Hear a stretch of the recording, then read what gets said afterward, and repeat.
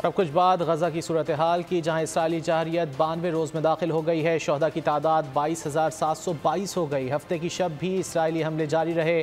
बस्ती गजा में रिहायशी इमारत पर बमबारी और जनीन में कैंप पर ड्रोन हमले समेत मुख्तलिफ वाक़यात में मज़ीद 122 फ़लस्तीनी शहीद कर दिए गए।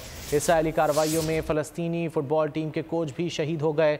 मुसलसल जंग के सबब गजा शदीद ग़िज़ाई किल्लत का शिकार है। मगरिबी आशीर्वाद से इसराइली मजालिम का सिलसिला तूल पकड़ गया। खान यूनुस में जाबिर फौज ने खून रेस कार्रवाई की। एक घर में मौजूद 22 अफराद शहीद कर दिए। कमरा बच्चों और खवातीन की लाशों से भर गया। 9 उम्र बेटे की मौत पर बाप गम से निढाल है। अरब मीडिया से गुफ्तगू में डॉक्टर्स विदाउट बॉर्डर की रुकन तानिया हज हसन ने कहा, गजा में बच्चों की अमवात यूक्रेन जंग से कहीं ज्यादा है।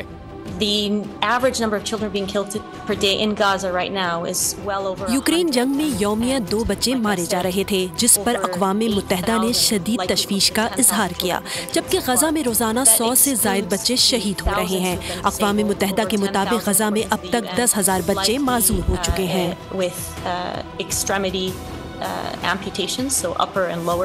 गजा में हुए एक और हमले में फलस्तीनी फुटबॉल टीम के कोच हानी अल-मज़दार भी शहीद हो गए। इस्राएली फौज के हाथों मगरिबी किनारे में शहीद फलस्तीनियों की तादाद भी 300 से तजावुज कर गई, जबकि ज़ेरे हिरासत फलस्तीनियों की तादाद 5,000 से जायद बताई जाती है। दूसरी जानिब मुसलसल जंग गजा को कहत के दहाने पर ले आई। जुनूबी गजा में हर सू भूख का राज दिखाई देता है।